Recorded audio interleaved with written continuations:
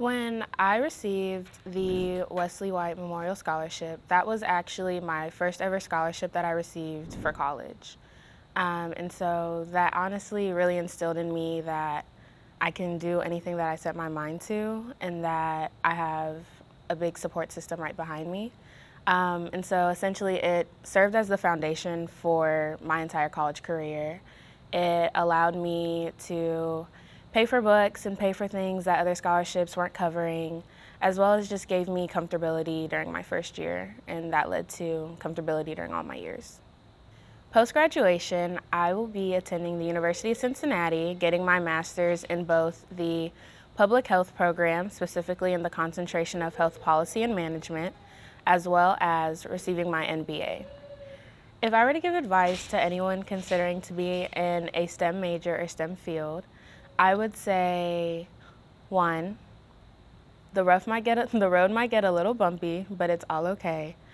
And two, find support within that major. When I came to college, I was a chemistry major, and if it wasn't for Dr. Gaskins and Paula Lampley getting me through the summer bridge program, I honestly don't really know how college would have turned out. That program was essential to laying down the foundation for me as a STEM major. And I wouldn't have been able to do it without the support of Dr. Gaskins and Paula Lampley. And so my advice is always find mentorship within your major. Know that the road might get a little bumpy, but it's gonna be okay. And last but not least, do not be afraid to ask for help, because at the end of the day, your professors are here to teach you and help you. And so if you don't ask them for help, they don't know what to clarify. The hardest adjustment going from high school to college, I would say, is the fact that you have a workload and it's up to you to know how to manage your time. So essentially time management. I went to Walnut Hills High School, which is a college preparatory high school, and so workloads and having lots of homework was not new to me, but I will say what is new to me is the fact that your professors are going to give you a deadline, and unlike teachers, they're not going to give you all these reminders. Oh, remember, you have this assignment coming up, you have this test coming up, you have this exam coming up.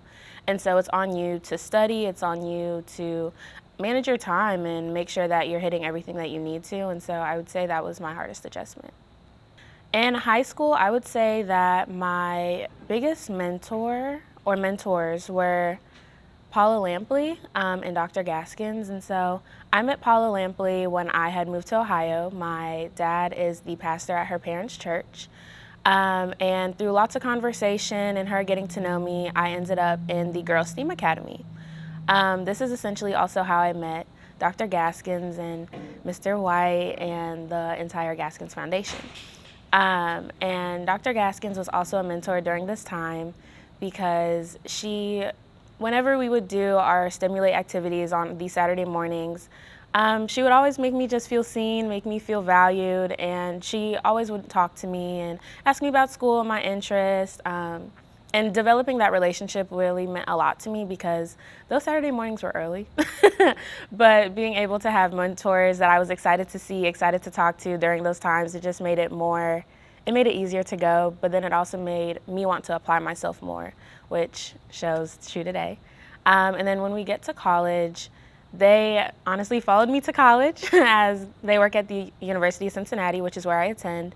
But adding on to my mentors, I would say that Dr. Bates and Dr. Elliott, so Dr. Letitia Bates and Dr. Brandy Elliott, are two of my biggest mentors and supporters along with them here at the university. I met Dr. Bates through the Summer Bridge program. She was my advisor, and so the whole year, my whole entire freshman year, she would do check-ins with us. And we'd talk about school. She'd ask me, how are my classes? Do I need help?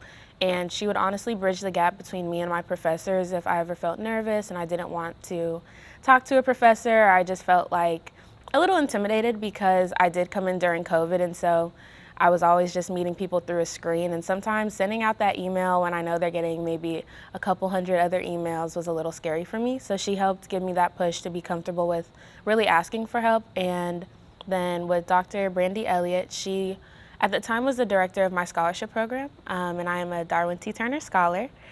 And with her, she really became the mom that I knew I could always talk to. I would check in with her. She'd make sure I'm doing what I have to, staying on track with my scholarship, but she also gave me that level of feeling like I had a home on this campus, and without all of them, really don't know where I'd be today.